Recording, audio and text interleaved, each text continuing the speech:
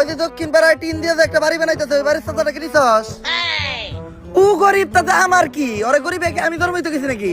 ক্ষমতাই আমাগো, চান্দা লাগবো, এটাই প্রকাশ নাম্বার, এখনই প্রকাশে চান্দা বাড়ি বের কর।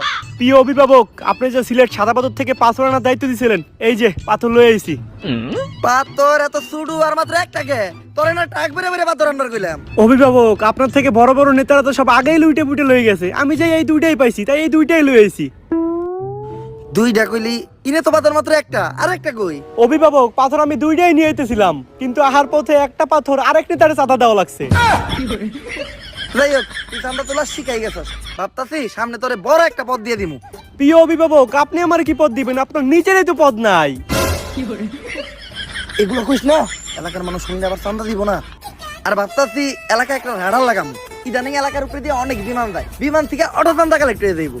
আমার এলাকার মাটি হোক বা আকাশ, চলাচল করতে হইলে চান্দা দিতে হইব, হারামই আরাম। অভিভাবক, আহার সময় শুনলাম এলাকায় নাকি কি এর জম্বি টম্বি ঢুকছে। কস কি? আমার এলাকায় ঢুকছে, আমার চান্দা দেয় নাই। লসি অগাছ থেকে চান্দা লই আইগা।